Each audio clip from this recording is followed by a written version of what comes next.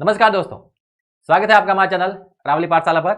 आज है अपने 49 डे चैलेंज का डे 16 और हम लेके आए आपके लिए बहुत ही शानदार क्लास। तो जल्दी से क्लास को शेयर कर देना अपने दोस्तों के साथ ताकि वो भी इस क्लास का फायदा उठा सके। अपनी ये जो क्लास है वो पिछले 15 दिन से लगातार चलती हुई आ रही है, जिसके अंदर स्टार्टिंग के जो 14 दिन थे उसमें हमने 2 टेस्ट सीरीज हल की हैं। पहली टेस्ट सीरीज है वो 7 दिन तक चली, जिसके अंदर हमने ऑप्शनल क्वेश्चन को सॉल्व किया था। उसके बाद में अगले 7 दिन 1 मार्क्स के क्वेश्चन और फिल इन द ब्लैंक्स वाले क्वेश्चन सॉल्व किए हैं। अब कल से हमने एक नई टेस्ट सीरीज स्टार्ट की है, जिसके अंदर 2 मार्क्स के क्वेश्चन हम सॉल्व कर रहे हैं। टोटल अपने पास बोर्ड एग्जाम के अंदर 10 2 मार्क्स के क्वेश्चन रहेंगे, यानी कुल मिलाकर 20 अंक।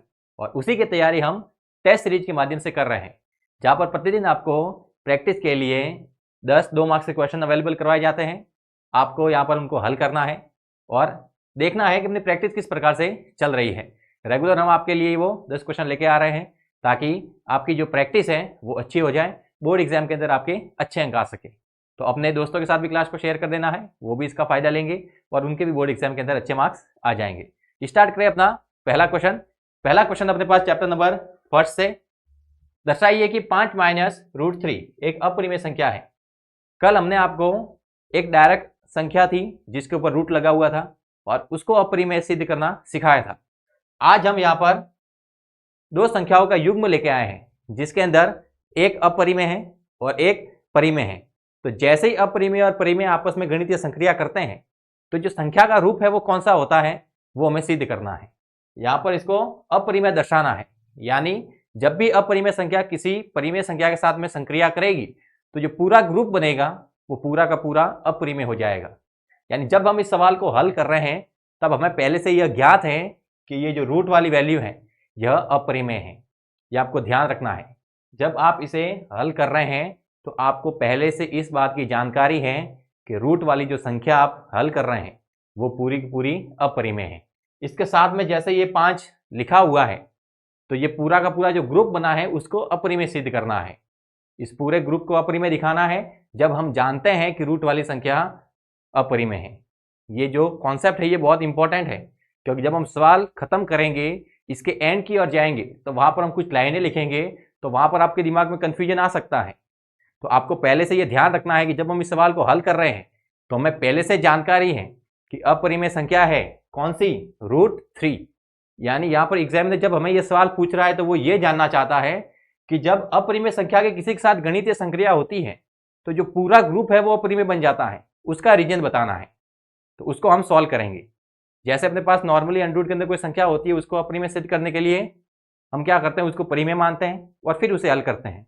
तो इसको भी मानना तो परिमेय ही है, हल करने का तरीका तो थोड़ा उसके जैसा ही रहेगा, लेकिन जो कॉन्सेप्ट है वो थोड़ा अब की बार अलग रहेगा। देखना किस प्रकार से इसको अपरिमेय सिद्ध करेंगे। कि पहले लिखेंगे कि माना 5 माइनस रूट 3 एक परिमेय संख्या है। ये 5 माइनस रूट 3 है वो एक परिमेय संख्या है। अब परिमेय संख्या है तो परिमेय संख्या को p बटे q के रूप में लिख सकते हैं। तो ये अपने पास हो जाएगा 5 माइनस रूट 3 किसके बराबर, p बटे q के बराबर। अब हमें p और q के बारे में लिखना पड़ेगा कि ये है क्या। तो यहां पर हम लिखेंगे जहां p व q, ये p और q जो लिखे हैं वो पूर्णांक हैं, यानी पूरे अंक हैं,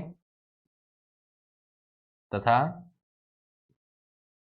सह अभाज्य है, यानी दोनों के अंदर कोई भी कॉमन फैक्टर नहीं है, एक दूसरे को विभाजित नहीं करेंगे। जब हमने डायरेक्ट रूट 3 को अपरिमेय सिद्ध किया था तब हमने इस सह अभाज्य वाले कॉन्सेप्ट का इस्तेमाल किया था। अब की बार जब इसे अपरिमेय सिद्ध करेंगे तो हम इस पूर्णांक वाले कॉन्सेप्ट का इस्तेमाल करेंगे। देखिए किस प्रकार से हल करते हैं। हमें क्या करना है, ये जो रूट वाली वैल्यू है उसको बराबर के एक तरफ रखना है, बाकी साथ में जो भी मान जुड़ा हुआ है उस सभी को बराबर के दूसरी तरफ भेज देना है। यानी इस 5 को इधर भेजें या फिर माइनस का रूट 3 है उसको इधर लेके आए, p बटे q को उधर लेके जाए। तो ये अपने पास क्या बनेगा, 5 माइनस p बटे q, यानी p बटे q को हम उधर लेके गए तो ये प्लस का था, उधर गया माइनस का हो गया, और ये माइनस का √3 था वो इधर आएगा तो ये बन जाएगा प्लस का √3। लिख सकते हैं ये p बटे q को हम उधर लेके गए हैं और माइनस का √3 है वो हम इधर लेके आए हैं, जगह है वो एक्सचेंज कर दी है। अब 5 माइनस p बटे q वो √3 के बराबर आ गया, यानी जो मान इसका होगा वो का वो मान इसका भी आएगा। इस संख्या को हम जो कहेंगे वो का वो हमें इस संख्या को भी कहना पड़ेगा, क्योंकि ये दोनों आपस में बराबर है, दोनों इक्वल हैं। तो जो हम इस संख्या को कहेंगे वो का वो इस संख्या को भी नाम देना पड़ेगा।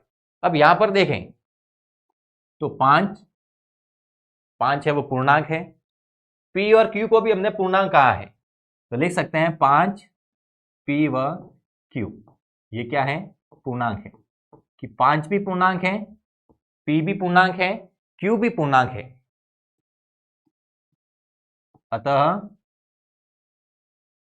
5 माइनस p बटे q, कि अगर 5 पूर्णांक है, p पूर्णांक है, q पूर्णांक है, तो ये जो 5 माइनस p बटे q है एक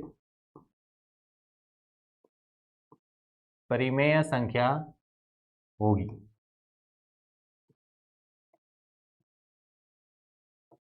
ये 5 माइनस p बटे q ये क्या हो जाएगी, परिमेय संख्या। क्यों? क्योंकि 5 भी पूर्णांक है, p भी पूर्णांक है, q भी पूर्णांक है। इसको हम एक संख्या द्वारा समझते हैं कि जैसे p बराबर मैं ले लेता हूं 2, q बराबर लेते हैं 5, तो 2 भी पूर्णांक है, 5 भी पूर्णांक है, तो p बटे q वाला रूप क्या बनेगा इसका, ये बन जाएगा 2 बटे 5। तो लिखा है 5 माइनस p बटे q, यानी 5 में से हम क्या घटा दें, 2 बटे 5, एलसीएम लेकर हल करेंगे, एलसीएम आएगा 5, 1 का भाग 5 में 5 बार, 5 का गुणा 5 के साथ 25, 5 का भाग 5 में 1 बार, 1 का गुणा 2 के साथ 2, 25 माइनस 2 23 बटे 5।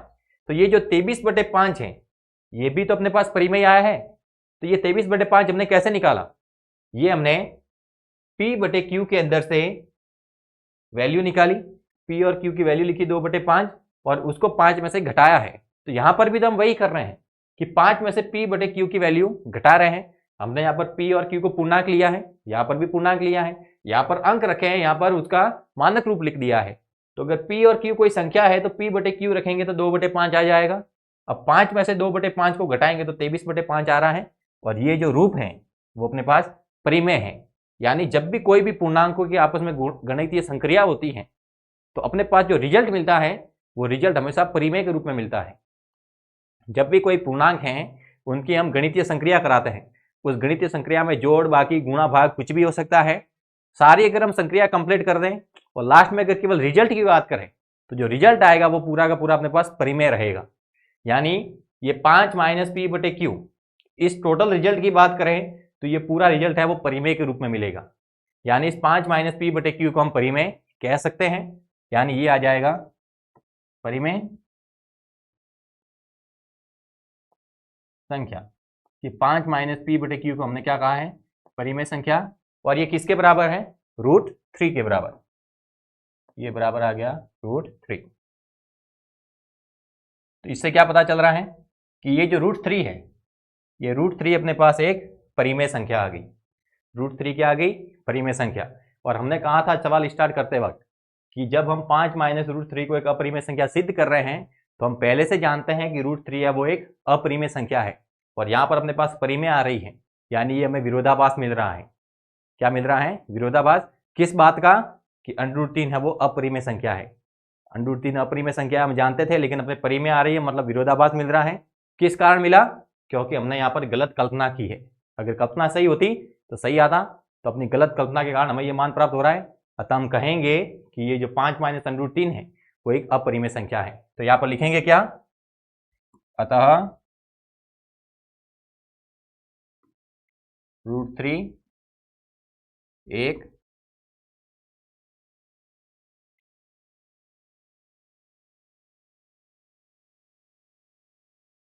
परिमेय संख्या है। यानी ये 5 माइनस p बटे q अगर √3 के बराबर है तो वहां से तो क्या पता चला कि जो √3 है वो परिमेय संख्या है, परंतु यह इस तथ्य का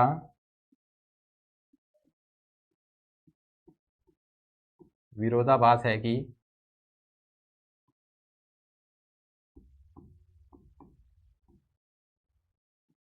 √3 एक अपरिमेय संख्या है।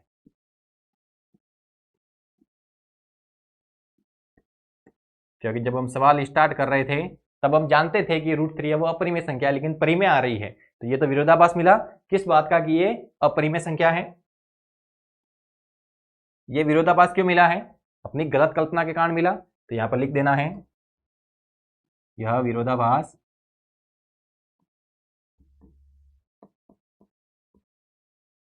अपनी गलत कल्पना या फिर त्रुटिपूर्ण कल्पना, यह विरोधाभास अपनी त्रुटिपूर्ण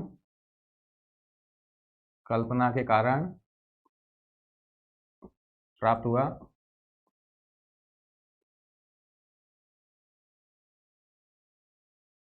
यानी हमने ये जो कल्पना की थी वो गलत थी। यानी ये कल्पना गलत है कि ये परिमेय संख्या है। यह कल्पना कैसी है? गलत है। यानी सही कल्पना क्या होती कि यह अपरिमेय है। तो हम कह सकते हैं इसके निष्कर्ष निकलता है, इससे निष्कर्ष निकलता है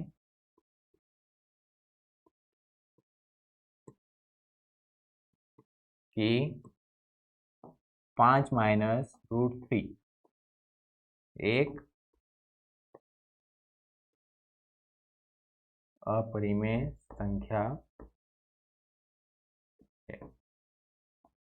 ठीक है, तो इस प्रकार से हम परिमेय और अपरिमेय का जो युग्म होता है उसको अपरिमेय सिद्ध कर सकते हैं।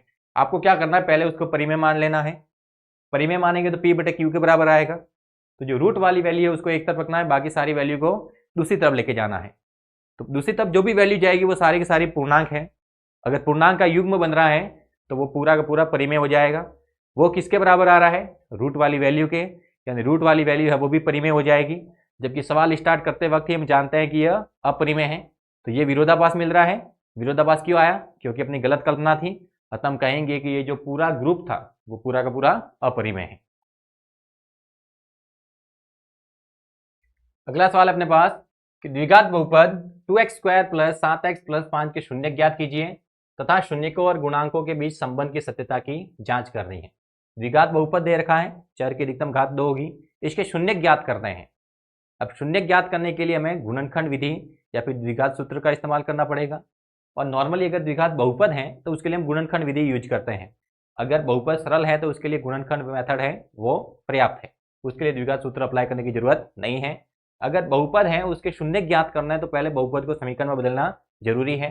तो पहले इस बहुपद को हम समीकरण में बदल देते हैं।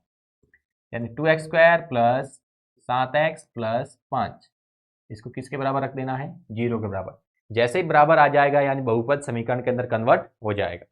अब गुणनखंड में क्या करते हैं कि जो x वाला पद है उसको तोड़ते हैं, इसके दो टुकड़े बनाते हैं। टुकड़े ऐसे होने चाहिए कि जोड़े तो वापस ये आ जाए, और अगर उनका गुणा करें तो पहले और लास्ट वाले पद के गुणा के बराबर आए। और पहले और लास्ट वाले पद का गुणा करते हैं तो 5 × 2 10 आता है। यानी टुकड़े ऐसे चाहिए कि जोड़े तो 7 आ जाए और गुणा करे तो 10 आ जाए। तो हमें वो संख्या देखनी है जिनका गुणा करने पर 10 आता है। तो 5 और 2 डायरेक्ट दिमाग में यही आता है। तो 5 और 2 को ऐड करते तो 7 भी आता है, गुणा करते तो 10 भी आता है। यानी 7 को 5 और 2 के रूप में लिख सकते हैं। तो इसके गुणनखंड हो जाएंगे 2x² + 5x + 2x। 5x 2x add करेंगे तो 7x, और 5x और 2x का गुणा करेंगे तो 10x²। तो 2x² और 5 का गुणा करते तो भी 10x² ही आता है, और प्लस में आ जाएगा 5 बराबर 0। यहाँ से 2 2 का युग्म बनाना है। यहाँ पर देखें तो कॉमन क्या ले सकते हैं? x ले सकते हैं। तो यहाँ पर आ जाएगा 2x + 5 प्लस, यहाँ पर कुछ भी कॉमन नहीं आ रहा है तो कितना गिनेंगे? 1। तो हो जाएगा 2x + 5 बराबर 0। अब एक युग्म तो ब्रैकेट वाला लिखना है और एक जो बाहर संख्या है वो, या फिर ऐसे समझ सकते हैं कि जो दो ये अपने पास पद बने हैं जो प्लस द्वारा अलग हो रहे हैं, उसमें इधर भी 2x + 5 है, इधर भी 2x + 5 है, तो 2x + 5 कॉमन ले दें।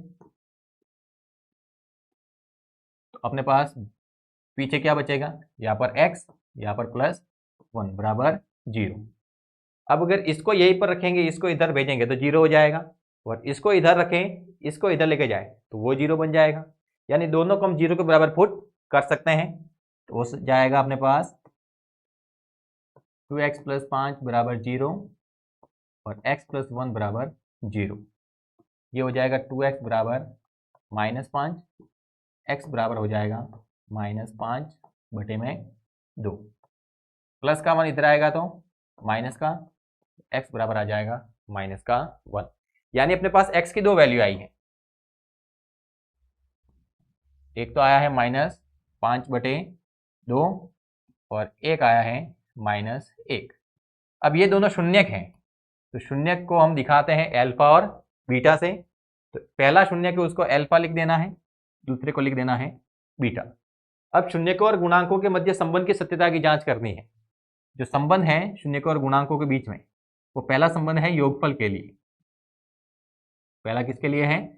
योगफल के लिए, कि अगर हम शून्यकों का योग करें यानी अल्फा प्लस बीटा करें तो वो अपने पास -b बटे a के बराबर आना चाहिए। अब ये b और a क्या है? उसके लिए हमें द्विघात बहुपद यानी 2x² + 7x + 5 इसकी जो तुलना है वो करनी पड़ेगी इसके मानक रूप के साथ। मानक रूप होता है ax² + bx + c। तो x² का गुणांक a होगा, तो a का मान आ जाएगा 2। x का गुणांक b होगा, तो x का गुणांक है 7। अचर पद c होगा, तो c बराबर आ जाएगा 5। लिख सकते हैं। तो यहाँ पर हमें सारे मान रखने हैं, बराबर के इधर अल्फा और बीटा के मान रखने हैं, इधर ये गुणांक लिखने हैं। यानी ये तो है शून्यंक और ये है गुणांक। बराबर है यानी दोनों से मान अगर बराबर आ गया मतलब संबंध सही है, बराबर नहीं आया मतलब संबंध गलत है। तो अल्फा की जगह कितना रखें? -5 बटे 2। बीटा की जगह -1 बराबर माइनस बी की जगह कितना रखना है? 7। ए की जगह रखना है 2। यानी यहां से भी -7 बटे 2 अपने पास आना चाहिए। यहां पर अगर एलसीएम लेते हैं -5 बटे 2 प्लस माइनस माइनस बराबर में इधर है -7 बटे 2। एलसीएम लेंगे तो आ जाएगा 2 -5 और ये हो जाएगा -2। इधर है -7 बटे 2, इधर -5 -2 -7, तो -7 बटे 2 उधर भी है, -7 बटे 2 इधर भी है। यानी योगफल के लिए जो संबंध है वो सत्य है। वैसे ही हमें अगला गुणनफल के लिए लिखना है।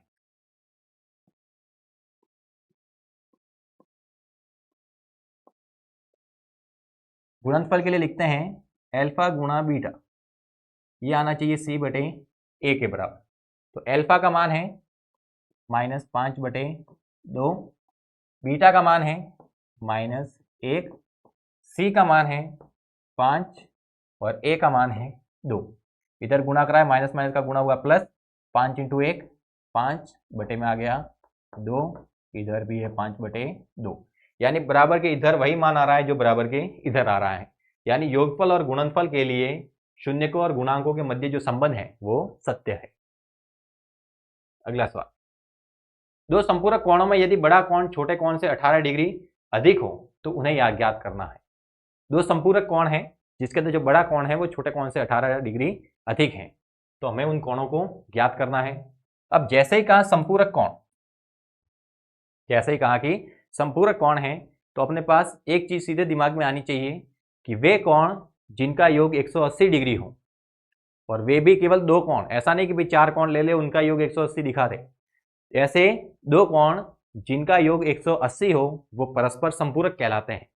जैसे एक कोण 120 है तो उसका संपूरक कोण होगा 60 डिग्री, क्योंकि 120 में 60 जोड़ते हैं तो 180 आता है। वैसे कहें कि 40 डिग्री का संपूरक कोण कितना है, तो हम लिखेंगे 140 डिग्री। 90 डिग्री का संपूरक कोण वो हो जाएगा 90 डिग्री। यानी दो कोण जिनका योग 180 डिग्री आता है उनको हम संपूरक कोण कहते हैं। तो यहां पर एक कोण बड़ा है, एक कोण छोटा है। तो अगर हम कहें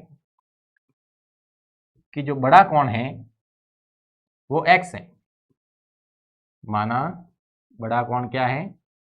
x, तथा जो छोटा कोण है वो y है, वरना बड़ा कोण x तथा छोटा कोण y। तो ये जो कोण है वो संपूरक है, यानी दोनों को अगर जोड़ेंगे तो कितना आएगा 180 डिग्री। तो यहां पर हम लिख सकते हैं प्रश्नानुसार स्थिति।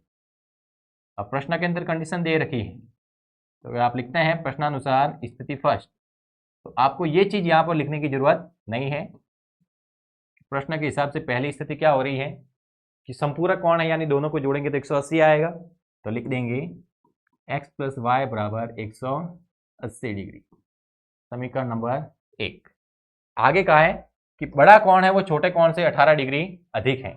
तो स्थिति सेकंड देखते हैं। सेकंड स्थिति क्या है कि जो बड़ा कोण है वो छोटे कोण से 18 डिग्री अधिक है, यानी अगर मैं कह दूं कि x बराबर y, x बराबर y, तो क्या ये कंडीशन सही रहेगी? ये तो बता रहा है कि x और y आपस में बराबर है, जबकि कहा है कि x बड़ा है और y छोटा है। अगर तराजू पर रखेंगे तो ये बराबर रहेगा क्या? ये बराबर नहीं रहेगा। वजन किस ओर ज्यादा होगा? x की ओर, यानी फिलहाल ये ऐसे झुका हुआ है x की ओर। बराबर लगाया यानी हमें इसे सीधा लाना है, तो वजन कहां पर रखना पड़ेगा? इधर। यहां वजन रखेंगे तभी ये ऊपर होगा। तो यहां पर वजन रखना है कितना? जो सवाल के अंदर दिया हुआ है। सवाल के अंदर है 18 डिग्री अधिक। अधिक मतलब जोड़ना है, कम मतलब घटाना है, और गुणा मतलब गुणा करना है। तो कहा है कि 18 डिग्री अधिक, तो 18 क्या कर देना है? जोड़ देना है। जैसे ही 18 जोड़ेंगे ये बराबर हो जाएगा। तो यहां पर हम छोटे के अंदर 18 डिग्री जोड़ देते हैं। समझ सकते हैं कि छोटा कोण और बड़ा कोण आपस में बराबर नहीं होंगे। कहा है कि जो बड़ा कोण है वो छोटे से 18 डिग्री अधिक है। तो अगर मैं छोटे में भी 18 जोड़ दूं तो दोनों आपस में क्या हो जाएंगे? बराबर हो जाएंगे। तो x बराबर आ गया y प्लस 18 डिग्री। ये हो गया अपने पास समीकरण नंबर 2। अब देखना, एक समीकरण ये है, एक समीकरण ये है। अगर मैं समीकरण 2 का मान 1 में रख दूं, यानी समीकरण 2 का मान 1 में प्रतिस्थापित कर दें, तो अपने पास ये x हट जाएगा और इसकी जगह आ जाएगा y प्लस 18, यानी ये पूरा समीकरण है वो y के अंदर बन जाएगा। तो y का मान हम ज्ञात कर सकते हैं। तो लिख देना है समीकरण 2 का मान 1 में प्रतिस्थापित करने पर,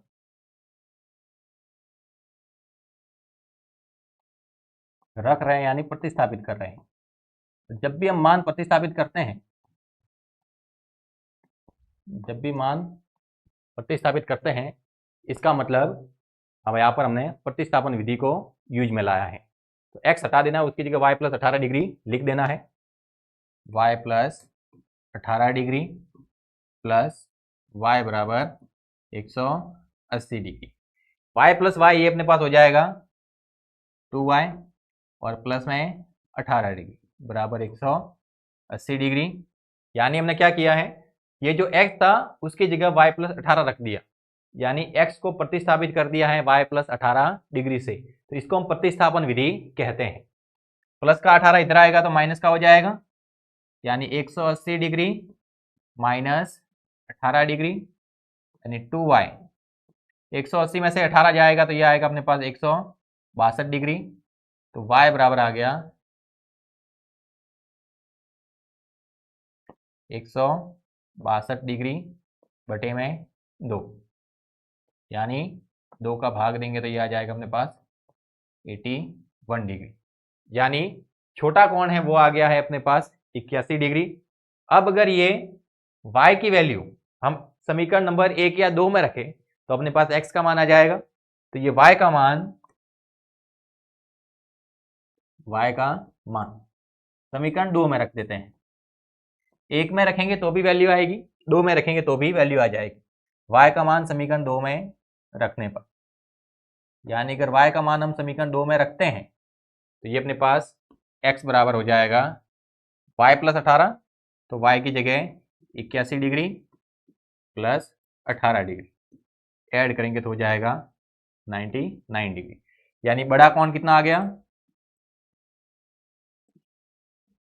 बड़ा कोण हमने x को माना था और उसकी वैल्यू आ गई है 99 डिग्री, और छोटा कोण y को माना था, छोटा कोण y, और इसकी वैल्यू आ गई है 81 डिग्री।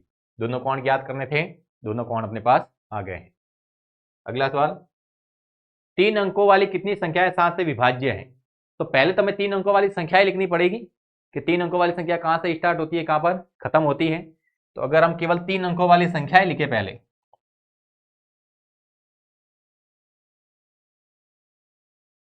तीन अंकों वाली संख्याएं,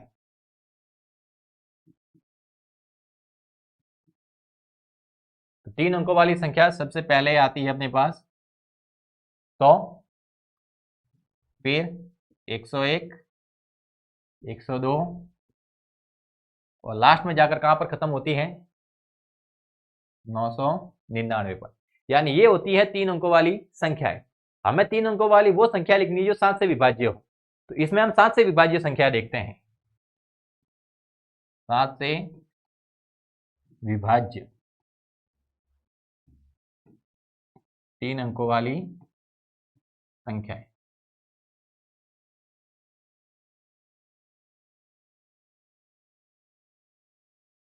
तो देखते हैं कि तीन अंकों वाली संख्या भी होनी चाहिए और उसमें 7 का भाग भी जाना चाहिए। वो कहां से स्टार्ट होती है, 100 में 7 का भाग नहीं जाता, 101 में भी नहीं जाता, 102 में भी नहीं जाता, 103 में भी नहीं जाता, 104 में भी नहीं जाता, 105 में जाता है।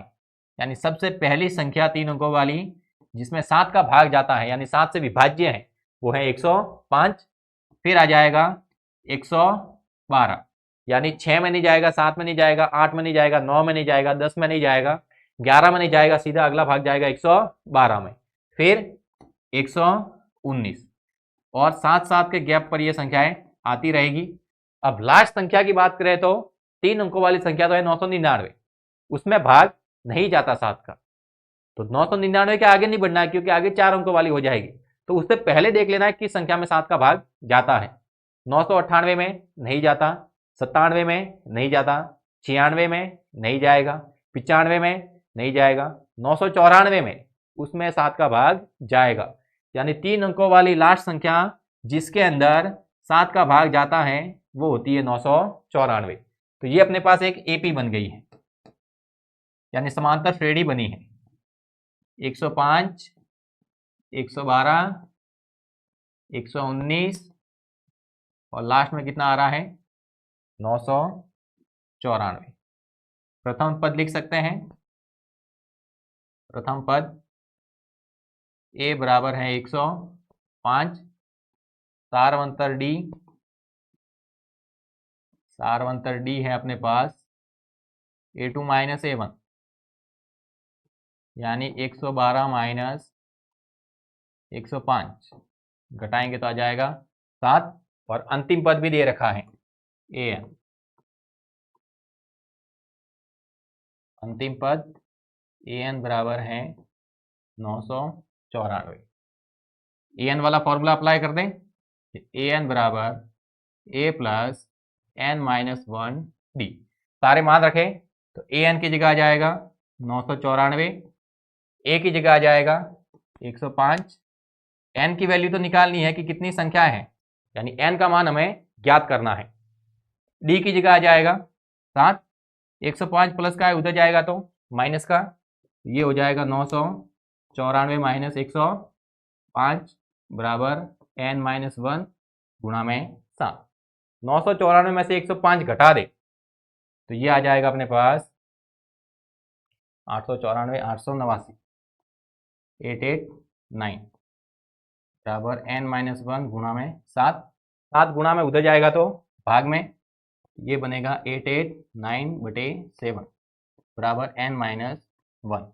889 में अगर 7 का भाग दे तो ये आएगा 7 एकम 7, 1 बचेगा 18 हो जाएगा, 7 दूनी 14, 4 हो जाएगा 49 बनेगा, 7 सते 49 बराबर N माइनस 1। माइनस का मान इधर आएगा तो प्लस का, तो N बराबर हो जाएगा 128। यानी 128 संख्या ऐसी होगी जिसमें 7 का भाग जाएगा और वो भी 3 अंकों वाली। यानी 100 से स्टार्ट करके 999 तक जो 3 अंकों वाली संख्या है उसमें कुल मिलाकर बीच में 128 संख्या ऐसी आएगी जिसमें 7 का भाग जाएगा। नेक्स्ट क्वेश्चन की ओर जाते हैं।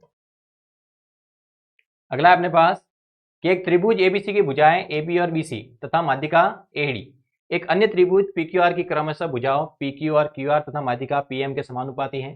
दर्शाइए कि दोनों त्रिभुज समरूप हैं। कौन कौन सी भुजाएं समानुपाती है वो देख लेना है। भुजा ए बी बी सी और ए डी, यानी पहले कहा गया है ए बी के बारे में, फिर कहा गया है बी सी के बारे में, और फिर कहा गया है ए डी के बारे में। ठीक है, ये अन्य त्रिभुज पी क्यू आर की क्रमशः भुजा पी क्यू, भुजा पी क्यू, माध्यिका क्यू आर तथा, माफ कीजिए, भुजा क्यू आर तथा माध्यिका पी एम, इसके समानुपाती हैं। तो दर्शाइए कि त्रिभुज एबीसी समरूप त्रिभुज पी क्यू आर। अब ये वाली भुजा, ये वाली भुजा, इसका अनुपात कैसा दे रखा है? बराबर दे रखा है। इस वाली भुजा और इस वाली भुजा का भी अनुपात बराबर दे रखा है। लेकिन ये माध्यिका, ये इस पूरे त्रिभुज की कोई भी भुजा नहीं है, ये माध्यिका है। तो ये जो माध्यिका का अनुपात है ये अपने पास एक्स्ट्रा है, यानी इसकी हमें सहायता लेनी है और इसके द्वारा इन दोनों त्रिभुजों को हमें समरूप सिद्ध करना है। देखिएगा, अगर हम ये पूरे बड़े त्रिभुज पहले नहीं ले, केवल ये छोटे वाले भाग ले, ये जो छोटे वाले भाग हैं यानी त्रिभुज ए बी डी और पी क्यू एम, अगर इनको लेते हैं तो क्या इन दोनों को हम समरूप सिद्ध कर सकते हैं? ये वाली भुजा अनुपात बराबर, इस वाली भुजा का और इस वाली भुजा का अनुपात बराबर। अब ये जो माध्यिका है वो आधार को समद्विभाजित करती है, तो अगर इसके अंदर 2 का भाग देंगे तो ये वाली भुजा आएगी, और इसके अंदर भी 2 का भाग देंगे तो ये वाली भुजा आएगी। यानी ये छोटे वाले त्रिभुज है वो अपने पास समरूप आ सकते हैं। तो ये बी वाला एंगल है वो क्यू वाले एंगल के बराबर आएगा। तो अगर ये कोण बराबर हो गए तो उधर वाली साइड की जो भुजा है वो और ये वाली भुजा, इनका अनुपात बराबर है, तो साइड का अनुपात बराबर हो जाएगा, एंगल आ जाएगा, फिर नीचे वाली साइड का अनुपात बराबर आ जाएगा। तो ऐसे एस का नियम लग सकता है और दोनों त्रिभुजों को हम समरूप सिद्ध कर सकते हैं। तो उसके लिए हमें क्या करना पड़ेगा? इन छोटे त्रिभुजों को समरूप सिद्ध करना पड़ेगा। तो यहां पर हम लिखते हैं, पहले अपने पास दिया हुआ क्या है, सिद्ध करने का सवाल है तो सारी चीजें लिखनी पड़ेगी कि गिवन क्या है। गिवन है अपने पास ए बी बटे पी क्यू बराबर बी सी बटे क्यू आर और ए डी बटे पी एम। ये सवाल के अंदर दिया हुआ है, यानी 2 साइड का अनुपात बराबर है और ये माध्यिका का अनुपात बराबर दिया है। सिद्ध क्या करना है?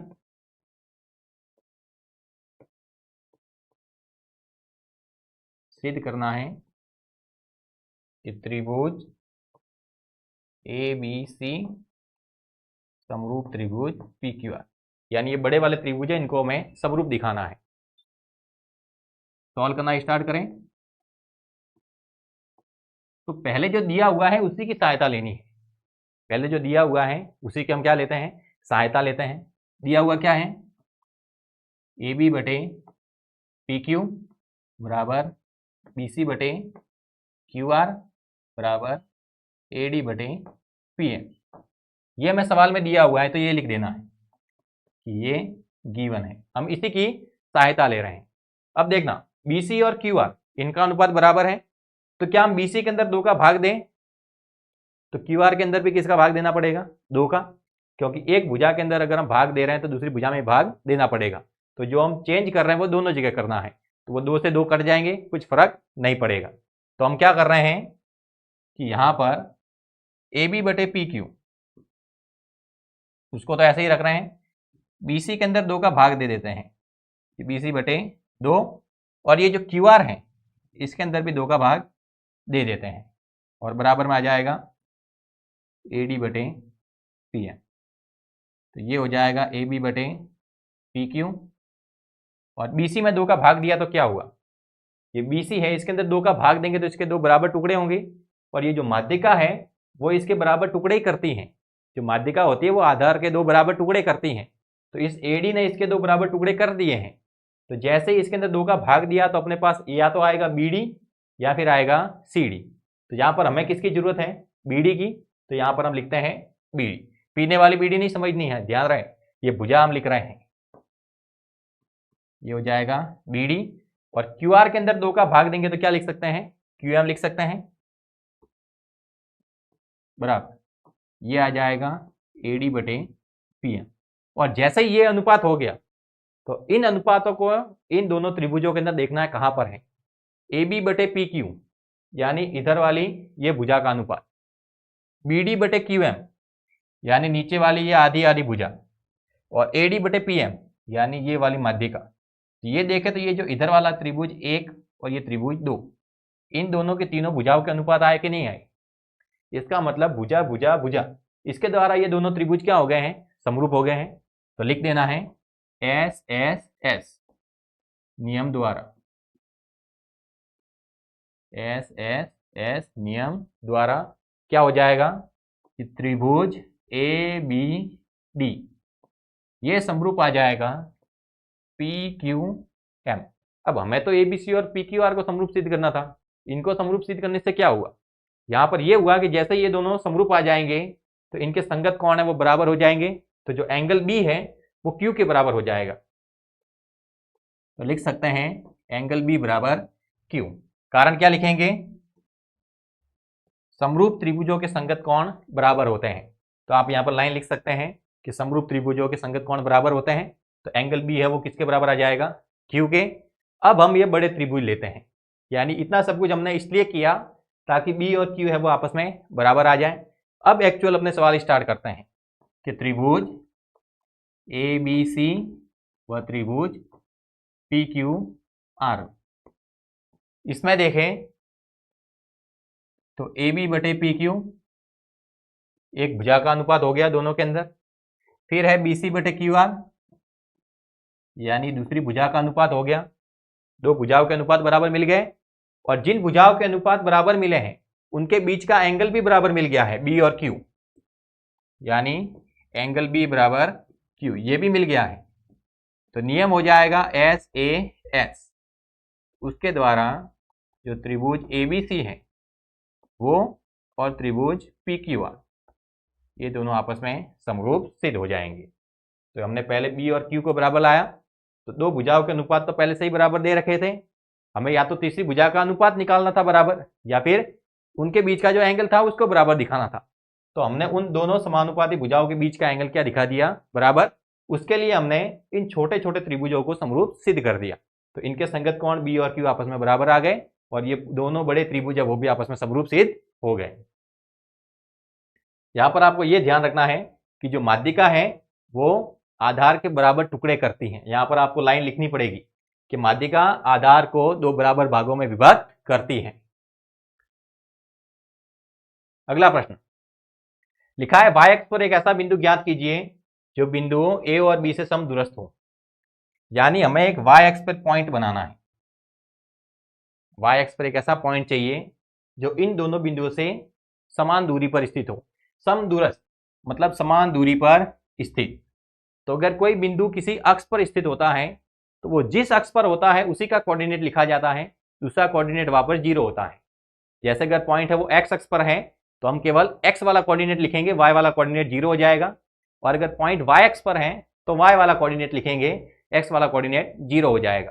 तो पॉइंट है वो y अक्ष पर है तो y अक्ष पर केवल y वाला कोऑर्डिनेट, x वाला 0, तो पॉइंट हो जाएगा 0, y का। ये वाला जो पॉइंट है वो A और B इनसे समान दूरी पर स्थित है, यानी इस पॉइंट की A और B से जो दूरी है वो बराबर है। इसको हम क्या नाम दें? P नाम दे सकते हैं। A के कोऑर्डिनेट हैं 6,5 और B के कोऑर्डिनेट हैं -4,3। अब समान दूरी पर स्थित है, यानी ये जो डिस्टेंस है वो कैसी है? बराबर है। यानी हम लिख सकते हैं PA बराबर PB। PA बराबर क्या हो जाएगा? PB। क्या लिख देना है? y अक्ष पर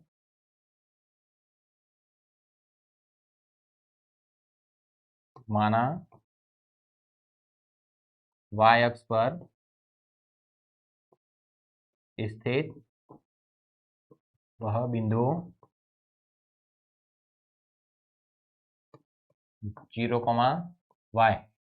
अगर पॉइंट x अक्ष पर होता तो उसके लिए हम लिखते हैं x, 0, y अक्ष पर है तो 0, y। यानी हमें y की वैल्यू निकालनी है, x की वैल्यू तो 0 ही रहेगी। तो PA है वो PB के बराबर हो जाएगी। तो PA वाली दूरी निकालें। तो जब PA वाली दूरी निकालेंगे तो इसको x1 y1, इसको x2 y2 लिख सकते हैं। तो x2 माइनस x1, यहां पर आप दूरी सूत्र भी लिख सकते हैं। दूरी सूत्र लिखते हैं x2 माइनस x1 का whole square plus y2 minus y1 का होल स्क्वायर। ये दूरी सूत्र होता है, इसका हमें यहाँ पर इस्तेमाल करना है। तो इसको x1 y1 माने, इसे x2 y2, क्योंकि डिस्टेंस निकाल रहे हैं pa। तो x2 माइनस x1 यानी 6 माइनस 0, तो 6 माइनस 0 का whole square plus y2 minus y1 यानी 5 माइनस y का होल स्क्वायर। ये दूरी हो गई pa और ये किसके बराबर होगी? pb के बराबर। तो जब pb वाली दूरी निकालेंगे तो ये x1 y1 और ये हो जाएगा x2 y2। तो x2 माइनस x1 यानी -4 माइनस 0 उसका whole square plus y2 minus y1 यानी 3 माइनस y का होल स्क्वायर, 3 माइनस y का होल स्क्वायर। यानी जब हम ये दूरी निकाल रहे थे तो ये x1 y1 था, ये x2 y2 था। जब ये दूरी निकाली तो ये x1 y1 हो गया, ये x2 y2 हो गया। हल करें, 6 माइनस 0 6, तो 6 का स्क्वायर और ये हो जाएगा 5 माइनस y का होल स्क्वायर। ये -4 माइनस 0 यानी -4 का होल स्क्वायर और ये हो जाएगा 3 माइनस y का होल स्क्वायर। अब दोनों तरफ रूट है तो रूट हटाने के लिए दोनों पक्षों का वर्ग करना पड़ेगा। दोनों तरफ अगर वर्ग करेंगे तो जो रूट है वो हट जाएगा। दोनों पक्षों का वर्ग करने पर, दोनों पक्षों का वर्ग करने पर, वर्ग करेंगे तो दोनों तरफ से रूट हट जाएंगे। तो ये बनेगा 6 का स्क्वायर प्लस 5 माइनस y का होल स्क्वायर बराबर -4 का स्क्वायर प्लस 3 माइनस y का होल स्क्वायर। 6 का स्क्वायर हो जाएगा 36 और 5 माइनस y का whole square a minus B के होल स्क्वायर से खोले तो ये बन जाएगा 5 का स्क्वायर यानी a का स्क्वायर, b का स्क्वायर यानी y का स्क्वायर और -2ab यानी 2 इंटू 5 इंटू वाई बराबर -4 का स्क्वायर 16, इसको भी a माइनस बी के होल स्क्वायर से खोलें, a का स्क्वायर प्लस b का स्क्वायर माइनस 2ab, ये हो गया 36, 5 का square 25 plus y square minus 2 into 5 10y बराबर 16 प्लस 3 का square 9 plus y square minus 2 into 3 6y। तो ये वाई स्क्वायर से वाई स्क्वायर कट गया। अब देखना 16 प्लस 9, 16 प्लस 9 करेंगे तो 25 आएगा, तो ये 25 हमने यहाँ से काट दिया। यानी ये आया 36 माइनस 10y बराबर माइनस का 6y। ये माइनस का 10y इधर लेके आएंगे तो प्लस का हो जाएगा, यानी ये आ गया 36 बराबर माइनस 6y और ये हो जाएगा प्लस का 10y। यानी 36 बराबर माइनस का 6y प्लस का 10y, ये आ जाएगा 4y। तो y बराबर 36/4, y की वैल्यू आ जाएगी 9। y की वैल्यू कितनी आएगी? 9। यानी ये जो पॉइंट है 0, y ये क्या कहलाएगा? 0,9। यानी 0,9 है वो 6,5 और -4,3 से समान दूरी पर स्थित होगा। अब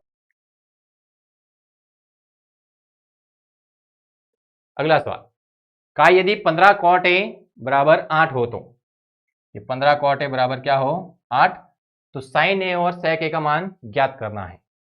दिया हुआ है 15 cot a बराबर 8, 15 गुणा में है, इधर आएगा तो भाग में, तो हो जाएगा 8/15।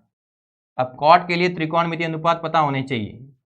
cot के लिए त्रिकोणमितीय अनुपात क्या लिखते हैं? आधार बटे लंब, आधार बटे लंब। यानी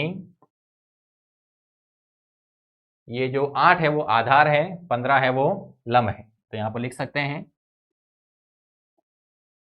आधार हो जाएगा 8, लंब हो जाएगा 15। अब ये जो अनुपात है वो बिंदु ए के सापेक्ष है, यानी इस ए वाले पॉइंट के सामने जो भुजा होगी वो लंब रहेगी। तो समकोण त्रिभुज बना देना है जल्दी से एक।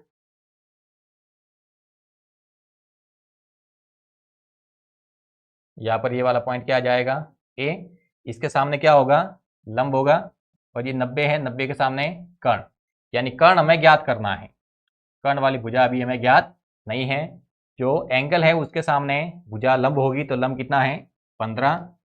ये हो जाएगा अपने पास। हाँ, पाइथागोरस प्रमेय द्वारा कर्ण ज्ञात कर सकते हैं। तो कर्ण स्क्वायर बराबर लिखते हैं आधार स्क्वायर प्लस लंब स्क्वायर। तो आधार का स्क्वायर यानी 8 का स्क्वायर प्लस लंब का स्क्वायर यानी 15 का स्क्वायर। तो ये हो जाएगा 64 प्लस 225, यानी कर्ण स्क्वायर बराबर आ गया 289। कर्ण बराबर आ जाएगा √289, यानी अपने पास आ जाएगा कर्ण बराबर 17। माइनस का 17 भी आएगा, प्लस का 17 भी आएगा, लेकिन ये कर्ण है वो भुजा की लंबाई है, और लंबाई कभी माइनस में नहीं आती, तो हम के का मान है वो प्लस का 17 ही लिखेंगे। तो कर्ण बराबर आ जाएगा अपने पास 17। साइन ए और सेक ए लिखना है। साइन ए लिखते हैं लंब बटे कर्ण, तो लंब की जगह आ जाएगा 15, कर्ण की जगह 17। अगला है सेक ए, यानी कर्ण बटे आधार।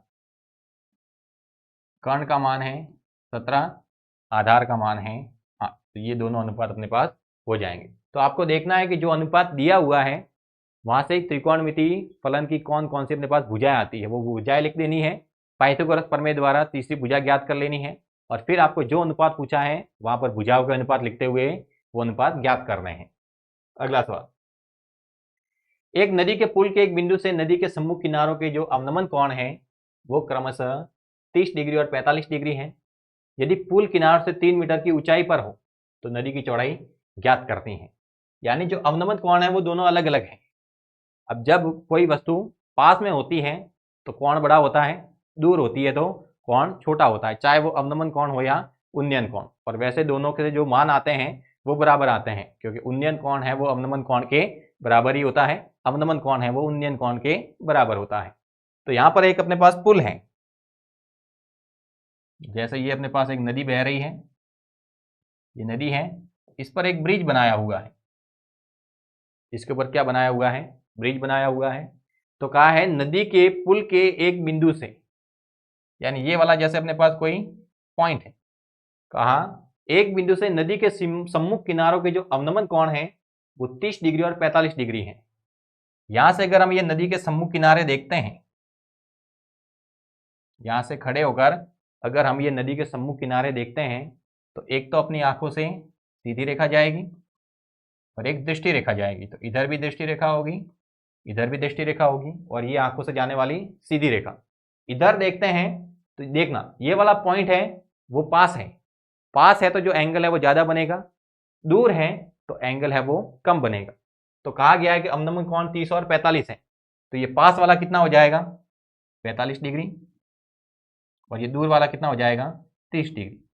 क्योंकि वस्तु अगर पास में है तो उसको देखने के लिए गर्दन को ज्यादा नीचे करना पड़ेगा, और अगर दूर है तो गर्दन को कम नीचे करना पड़ेगा, तो जो एंगल है वो कम बनेगा। अब ये जो अवनमन कोण है वो उन्नयन कोण के बराबर ही होते हैं। देखें तो यहाँ पर जेड की आकृति बनती है, तो यहाँ पर भी कितना एंगल हो जाएगा 45 डिग्री का, यहाँ पर भी कितना एंगल हो जाएगा 30 डिग्री का।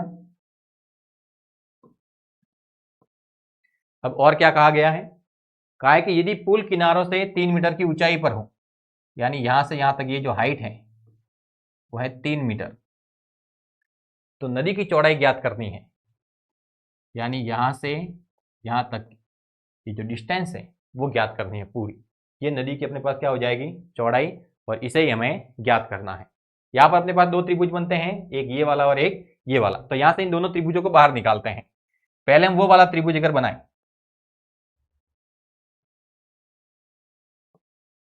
तो यहां पर एंगल है 30 डिग्री, ये वाली भुजा है 3 मीटर। तो ये वाली भुजा एंगल के सामने मतलब लंब है, ये 90 के सामने कर्ण है, ये कर्ण हो जाएगा, ये हो जाएगा लंब। तो अगर हम लंब और आधार का त्रिकोणमितीय अनुपात लगाए यहाँ पर, ये आधार आ जाएगा। आधार यानी यहाँ से यहाँ तक ये वाली दूरी, तो ये वाली दूरी पहले ज्ञात कर लेते हैं। लंब और आधार का त्रिकोणमितीय अनुपात हम लिखते हैं टेन थीटा। टेन थीटा हो जाएगा लंब बटे आधार। थीटा की जगह कितना पुट करें, 30 डिग्री। लंब की जगह आ जाएगा 3 और आधार हमें ज्ञात करना है, तो इसको हम क्या लिखें, x लिखें। तो ये अगर इसको लिखा x यहाँ से यहाँ तक, इसको लिख देना है y। तो ये हो जाएगा अपने पास 10 30 1/√3 3/x। x की वैल्यू निकालनी है, तो ये अपने पास हो जाएगा x उधर जाएगा, √3 का इधर गुणा हो जाएगा, यानी x बराबर आ गया 3√3 मीटर। यानी यहाँ से यहाँ तक की दूरी तो आ गई। अब हमें यहाँ से यहाँ तक की दूरी निकालनी है, यानी ये वाला त्रिभुज बनाना है। तो यहाँ पर ये वाला त्रिभुज बनाते हैं। यहाँ पर एंगल दे रखा है 45 और ये वाली दूरी है वो 3 मीटर है। तो ये भी थीटा के सामने है, मतलब लंब है, और ये 90 के सामने है, ये कर्ण है। ये कर्ण हो जाएगा, ये वाली भुजा हो जाएगी लंब, और ये भुजा जो हमें ज्ञात करनी है वो आधार है। यानी अब की बार भी ज्ञात और अज्ञात के रूप में लंब और आधार है, तो यहाँ पर भी टेन थीटा अप्लाई करें। तो टेन थीटा लंब बटे आधार, थीटा की जगह हो जाएगा 45 डिग्री, लंब की जगह 3 और आधार यानी ये वाली भुजा, ये छोटी भुजा, इसको हम y कह सकते हैं। तो 10 45 होता है 1, 3 बटे y, तो y बराबर आ गया 3 मीटर। अब ये जो नदी की चौड़ाई है वो इस दूरी और इस दूरी को जोड़ने पर आएगा। तो ये x माना है, इसको हमने y माना है, दोनों को जोड़ेंगे, यानी नदी की चौड़ाई यानी d है वो x और y को जोड़ने पर आएगा। तो x है 3√3, y है 3, जोड़े तो 3 आएगा अपने पास कॉमन, अंदर आ जाएगा √3 + 1 मीटर, यानी ये कहलाएगी नदी की चौड़ाई। यानी हमें यहाँ पर पहले इसका जो डायग्राम है वो सही से ड्रॉ करना है कि नदी है उसकी कुछ ना कुछ चौड़ाई होगी, उस नदी के किनारों से यहाँ क्या बनाना है, पुल बनाना है। नदी के ऊपर एक पॉइंट लेना है। अब ये पॉइंट ध्यान रखना बिल्कुल बीच में नहीं होना चाहिए, ये थोड़ा साइड में रहेगा। क्यों? क्योंकि एक से एंगल है वो 45 का बन रहा है, दूसरे से 30 का, यानी जो पास में होगा वहाँ पर 45 का एंगल बनेगा और जो दूर होगा वहाँ से 30 का एंगल बनेगा। तो इसको 45 कहाँ, इसको 30 कहाँ, पास वाला 45 होगा, दूर वाला 30 होगा। तो ये अवनमन कोण है और उन्नयन कोण आपस में बराबर होते हैं। तो ये जो 45 है वो अवनमन था, यहाँ पर देखा जेड की आकृति बनती है, तो एकांतर कोण द्वारा ये उन्नयन कोण बन जाएगा 45। यहाँ पर 30 का अवनमन कोण था, जेड की आकृति यानी एकांतर कोण के द्वारा ये जो उन्नयन कोण है वो हो जाएगा 30 डिग्री। एक समकोण त्रिभुज ये है, एक समकोण त्रिभुज ये है। इस समकोण त्रिभुज के अंदर लंब और आधार का त्रिकोणमितीय अनुपात लिखा, तो ये दूरी आ गई। इसके अंदर लंब और आधार का त्रिकोणमितीय अनुपात लिखा, तो अपने पास ये दूरी आ गई। दोनों को जोड़ा तो अपने पास नदी की क्या आ गई, चौड़ाई। अगला सवाल, एक बिंदु ए से जो एक वृत्त के केंद्र से 5 सेमी दूर है, वृत्त पर स्पर्शरेखा की लंबाई 4 सेंटीमीटर है, वृत्त की त्रिज्या ज्ञात करनी है। क्या अपने पास एक वृत्त है, ये आ गया उस वृत्त का केंद्र, ठीक है, वृत्त है, वृत्त का अपने पास केंद्र है। तो केंद्र से 5 सेंटीमीटर दूरी पर, केंद्र से कितना दूर, 5 सेंटीमीटर, यानी यहां से यहां तक ये जो डिस्टेंस है वो हो जाएगी 5 सेंटीमीटर। तो केंद्र से 5 सेंटीमीटर दूरी पर एक बिंदु ए है, तो क्या है, बिंदु ए से जो केंद्र से 5 सेंटीमीटर की दूरी पर है, वृत्त पर स्पर्शरेखा की लंबाई 4 सेंटीमीटर है। यहां से इस वृत्त पर अगर हम स्पर्शरेखा खींचें तो इसकी जो लंबाई है वो है 4 सेंटीमीटर। स्पर्श बिंदु तक ही उसकी स्पर्शरेखा की लंबाई कहलाएगी। तो यहां से यहां तक दूरी है वो 4 सेंटीमीटर है। वृत्त की त्रिज्या ज्ञात करनी है, यानी इस स्पर्श बिंदु को केंद्र से मिला दे तो ये जो दूरी होगी वो त्रिज्या होती है, यानी आर का मान ज्ञात करना है। अब नॉर्मली बच्चे सवाल करते तो क्या करते हैं कि यहाँ पर 90 का एंगल करके इसको कर्ण मान लेते हैं और इसे आधार या लंब लेते हुए हल करते हैं। लेकिन यहाँ पर गड़बड़ क्या होती है कि 90 का एंगल है वो यहाँ नहीं बनेगा, 90 का एंगल है वो यहाँ पर बनेगा। क्योंकि स्पर्श रेखा और त्रिज्या के मध्य जो स्पर्श बिंदु होता है वहां पर समकोण बनता है, यानी 90 का एंगल है वो तो बनेगा यहाँ पर। तो जहां पर 90 का एंगल बनता है उसके सामने वाली भुजाएं क्या लिखते हैं, हम कर्ण लिखते हैं। ये पिछले सवाल के अंदर भी हमने लिखा है कि 90 का एंगल यह बना था, इसके सामने वाली भुजा कर्ण लिखी। 90 का एंगल यह बना था, इसके सामने वाली भुजा कर्ण लिखी। तो जहां पर भी 90 का कोण बनता है उसके सामने वाली भुजा कर्ण लिखी जाती है। तो इसके सामने वाली भुजा ये क्या हो जाएगी, कर्ण हो जाएगी। यानी ये कर्ण है, इन दोनों में से किसी को भी आप आधार और लंब ले सकते हैं, गलती से भी इसको कर्ण नहीं लेना है, ये ध्यान रहे। तो अपने पास कर्ण ज्ञात है, आप आर से याद कर सकते हैं आधार। आर को कैसे याद कर सकते हैं, आधार, आधार मतलब आर, आधार के अंदर भी आर आ रहा है, यानी त्रिज्या को आधार मानना है। स्पर्श रेखा की लंबाई, स्पर्श रेखा की लंबाई, लंबाई से याद कर लेना है लंब, यानी इसको लंब ले सकते हैं, इसको आधार ले सकते हैं, और ये कंफर्म रूप से क्या रहेगा, कर्ण रहेगा। आधार और लंब की स्थिति तो आपस में बदलती रहती है, लेकिन कर्ण है वो फिक्स रहेगा। तो ये 90 के सामने ये वाली भुजा है वो क्या हो जाएगी, कर्ण हो जाएगी। ये वाला पॉइंट ए है, इसको अगर मैं ओ कहूं, इसको कहूं पी। तो समकोण त्रिभुज बना है अपने पास एपीओ, लिख सकते हैं समकोण त्रिभुज एपीओ में। इसके अंदर पाइथागोरस प्रमेय लगा सकते हैं। एपीओ में पाइथागोरस प्रमेय द्वारा, पाइथागोरस प्रमेय क्या लिखते हैं, कर्ण स्क्वायर बराबर आधार स्क्वायर प्लस लंब स्क्वायर। ये अपने पास पाइथागोरस प्रमेय होती है, पाइथागोरस प्रमेय लगा सकते हैं। कर्ण का स्क्वायर है मतलब 5 का स्क्वायर, आधार का स्क्वायर यानी आर हमें ज्ञात करना है, लंब का स्क्वायर यानी 4 का स्क्वायर, तो 5 का स्क्वायर 25, आर का स्क्वायर, आर स्क्वायर 4 का स्क्वायर 16, प्लस का 16 उधर जाएगा तो माइनस 25 माइनस 16 बराबर आर स्क्वायर, यानी आर स्क्वायर बराबर आ गया 9, तो आर बराबर आ जाएगा √9 यानी 3 सेंटीमीटर। अब माइनस का 3 सेंटीमीटर कुछ मायने नहीं रखेगा, क्योंकि डिस्टेंस है और डिस्टेंस हमेशा प्लस में आती है, यानी त्रिज्या का मान कितना आ जाएगा, त्रिज्या आ जाएगी अपने पास 3 सेंटीमीटर। आज का लास्ट सवाल, एक घड़ी की मिनट की सुई जिसकी लंबाई 14 सेंटीमीटर है, इस सुई द्वारा 5 मिनट में रचित क्षेत्रफल ज्ञात करना है। अब जो घड़ी है वो वृत्त के आकार की होती है, वृत्त बना लेना है, ये इसका क्या हो जाएगा, केंद्र हो जाएगा। अब कहा है कि इसकी सुई की लंबाई है वो 14 सेंटीमीटर है, जो सुई है उसकी लंबाई कितनी है, 14 सेंटीमीटर, यानी यहां से यहां तक अगर ये अपने पास सुई है तो यहां से यहां तक ये लंबाई कितनी हो जाएगी, 14 सेंटीमीटर। इस सुई द्वारा 5 मिनट में रचित क्षेत्रफल क्या है, जैसे माना कि यहां पर 12 लिखा हुआ है, तो यहां पर क्या होगा अपने पास 1 होगा, तो जैसे ही 12 से 1 पर ये सुई आएगी मिनट वाली तो 5 मिनट हो जाएंगे। तो यहां से यहां तक जब ये सुई आती है तो इसके बीच में ये जो एरिया कवर होता है, ये जो एरिया कवर हो रहा है इसका हमें क्षेत्रफल ज्ञात करना है। अगर इसी डायग्राम को हम बाहर निकालें तो ये कुछ इस प्रकार से रहेगा अपने पास,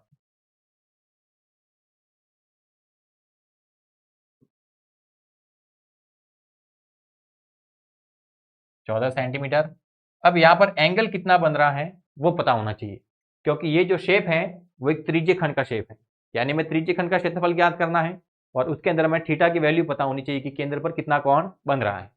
अब ये जो सुई है वो मिनट की है, तो मिनट की सुई अगर 12 से स्टार्ट होगी घूमकर वापस 12 पर आएगी तो पूरा एक चक्कर लगाएगी, 60 मिनट हो जाएंगे, यानी 60 मिनट के अंदर वो कितना कोण बनाएगी, पूरा का पूरा 360 डिग्री, यानी 60 मिनट में कोण, 60 मिनट के अंदर कितना कोण बन जाएगा, 360 डिग्री। तो 1 मिनट में कितना कोण बनेगा, एकक नियम के द्वारा लिख सकते हैं, 60 का आ जाएगा भाग, तो ये आएगा अपने पास 6 डिग्री। 1 मिनट के अंदर कितना कोण आएगा, 6 डिग्री। अब कितने मिनट घूम रहा है ये, 5 मिनट, यानी 1 मिनट के अंदर 6 डिग्री बन रहा है, तो 5 मिनट के अंदर कितना एंगल बन जाएगा, 6 × 5 यानी 30 डिग्री। ये जो केंद्र पर कोण बनेगा वो 30 डिग्री आएगा, क्योंकि 1 घंटे के अंदर पूरा का पूरा एक राउंड हो जाता है, यानी 60 मिनट पूरा का पूरा एक चक्कर हो जाएगा 60 मिनट में, यानी 60 मिनट के अंदर केंद्र पर कोण बन गया 360। तो 1 मिनट के अंदर कोण निकालना है तो 60 का भाग देना पड़ेगा, वो आएगा 6 डिग्री। अब 5 मिनट के अंदर एंगल निकालना है तो 5 के साथ में गुणा कर देंगे, तो 6 × 5 कितना आ जाएगा 30 डिग्री। अब इस त्रिज्यीय खंड का क्षेत्रफल ज्ञात करना है, एरिया ज्ञात करना है, थीटा बटे 360 degree into pi r square. Theta की जगह 30 डिग्री बटे में 360 डिग्री, पाई की जगह 22/7, आर का स्क्वायर, आर की जगह 14 है तो 14 × 14, काटेंगे तो कितना आ जाएगा 12, 0 से 0 गया, 3 से काटा 12 बार, 7 से काटें 2 बार, 2 से काटा 6 बार, 2 से काटा 7 बार, ये आ जाएगा 3, यानी ऊपर बचा 22 × 7 और बटे में आ गया 3। 22 × 7 154 बटे में 3। लंबाई है वो सेंटीमीटर में थी, क्षेत्रफल है तो घात आ जाएगी 2, यानी एरिया आ गया 154/3 सेंटीमीटर स्क्वायर। तो जो त्रिज्यीय खंड है उसका क्षेत्रफल निकलेगा 154/3 सेंटीमीटर स्क्वायर। ये सुई है वो 5 मिनट के अंदर 154/3 सेंटीमीटर स्क्वायर के बराबर एरिया कवर करेगी। तो इसके साथ ही आज की अपनी क्लास के ये 10 सवाल कंप्लीट होते हैं। सारे सवाल सिलेक्टेड थे, एग्जाम के अंदर यहाँ से कोई भी सवाल पूछा जा सकता है, तो आपको इन सभी सवालों को अच्छे से हल करना है।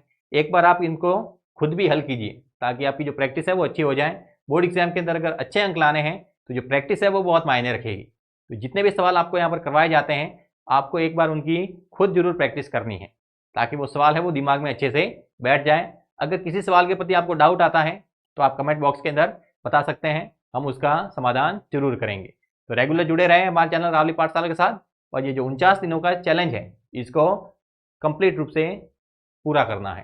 तो जुड़े रहना है, क्लास को अधिक से अधिक लाइक करना है, अधिक से अधिक शेयर करना है, और चैनल पर पहली बार आए हैं तो बिना सब्सक्राइब किए नहीं जाना है। मिलता है नेक्स्ट क्लास में नेक्स्ट वीडियो के साथ, तब तक के लिए धन्यवाद, टेक केयर।